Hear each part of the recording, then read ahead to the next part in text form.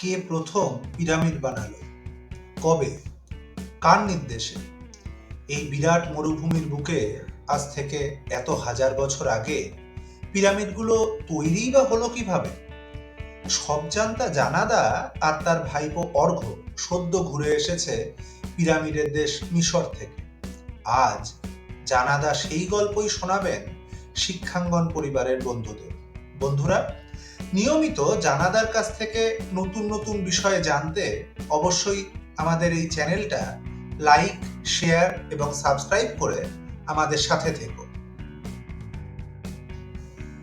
নমস্কার বন্ধুরা, আমি সর্বদর্শী জানা আর আমার ভাইপো অর্ঘ্য আমরা সদ্য ঘুরে এলাম মিশর থেকে।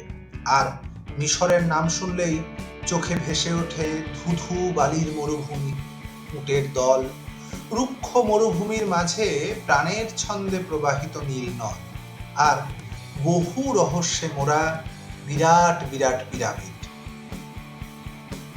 পিরামিড কাকে বলে? বহুভুজের ওপর অবস্থিত যে ঘনবস্তুর একটি শীর্ষবিন্দু থাকে এবং যার পার্শ্বতলগুলি প্রতিটি ত্রিভুজাকৃতি হয়, তাকেই পিরামিড বলে। পিরামিডের সাথে প্রাচীন মিশরীয় সভ্যতার নাম অঙ্গাঙ্গী জড়িয়ে থাকলেও প্রাচীনকালের সুমেরীয়, আসিরীয়, আক্কাদীয়, এলামাইট সভ্যতায় পিরামিড আকৃতির এক ধরনের স্থাপত্যের প্রচলন ছিল, যাদের বলা হতো জিগুরাত।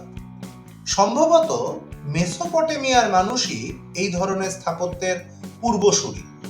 এই জিগুরাতগুলি ছিল মন্দিরের অংশ এবং মৃতদেহের সাথে এদের কোনো যোগাযোগই ছিল না। প্রাচীন মিশরেও কিন্তু প্রথম থেকে পিরামিড ছিল না। তখনকার দিনে মিশরে মৃতদেহ কবর দেওয়া হতো এক ধরনের পোড়ামাটির তৈরি ইটের চ্যাপ্টা চ্যাপ্টা সমাধিতে, যাদের বলা হতো মাস্তাবা।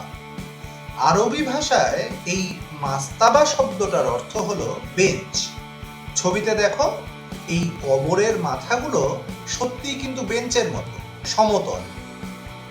মিশরে তৃতীয় রাজবংশের রাজত্বের সময় এই বংশের ফারাও জোসার প্রথম বর্তমান আকারের পিরামিড তৈরি করান। মেমফিস শহরের পশ্চিম প্রান্তে সাকারায় দীর্ঘ 20 বছরের চেষ্টায় জোসারের সভাসদ, স্থপতি, সে যুগের বিখ্যাত চিকিৎসক ইমহোটেপ প্রথম এই পিরামিডটি নির্মাণ করেন। এটা বিশ্বের প্রাচীনতম প্রস্তর নির্মিত সৌধও বটে। এর স্থাপনাকাল আনুমানিক খ্রিস্টপূর্বাব্দ 2630 থেকে 2611 অব্দ। আদতে এটা একটার পর একটা নিরেট মাস্তাবা নিয়ে তৈরি। এই পিরামিডটা যেহেতু ধাপে ধাপে তৈরি হয়েছে, তাই এটা পরিচিত হয়েছে স্টেপ পিরামিড নামে। প্রায় 400টা ঘর, গ্যালারি এবং সরু সরু প্যাসেজ দিয়ে গঠিত এই পিরামিডের বাইরে ছিল সাদা চুনা পাথরের আস্তরণ। বাইরের একটা 30 ফুট উচ্চতার দেওয়াল, তাতে 14টা দরজার জটিল ভুলভুলাইয়া, আর মাটির নিচে এক জটিল নকশা। কিন্তু এত চেষ্টা সত্ত্বেও এই পিরামিডে ভবিষ্যতে ডাকাতি কিন্তু ঠেকানো যায়নি। তবে পিরামিডের কথা বলতে গেলে গিজায় ফারাও খুফুর পিরামিডকে বাদ দিলে তো চলবে না।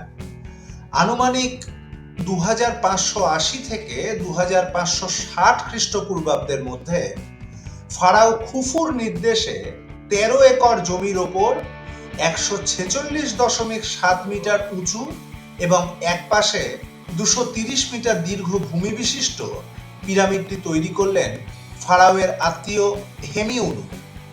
এমনকি এই পিরামিড তৈরির জন্য পিরামিড চত্বরের কাছেই একটা স্থায়ী শ্রমিক আবাসও তৈরি করা হয়েছে। খুফুর গ্রেট পিরামিডের পাশেই তার পুত্র খাফরে ও পৌত্র মেনকুরের বিরাট পিরামিড তৈরি হয়। একসময় এই 3টে পিরামিডই পুরার শ্বেত পাথরে আচ্ছাদিত থাকলেও আজ কেবল ফারাও খাফরের পিরামিডের মাথাতেই সেই আস্তরণের কিছুটা অবশিষ্ট রয়েছে। বন্ধুরা, গোটা মিশর জুড়েই ছড়িয়ে রয়েছে এমন নানা গল্প। রানী হেতেফেরিসের মমি, স্ফিংস, মমি বানানোর কৌশল, হাতশেপসুত, তুতেনখামেন, নেফারতিতি, ক্লিওপেট্রা, এমন নানা চরিত্র, মিশরের অগুন্তি দেবদেবী। মিশরের ইতিহাসের সেই ধূসর প্যাপিরাসের পাতাগুলো উল্টাতে আমাদের সঙ্গে থাকুন। লাইক, শেয়ার এবং সাবস্ক্রাইব করে দেখতে থাকুন শিক্ষাঙ্গন ইউটিউব চ্যানেল। আর নিয়মিত এমন ভিডিওর নোটিফিকেশন পেতে নিচের বেল আইকনটি অবশ্যই স্পর্শ করতে ভুলবেন না।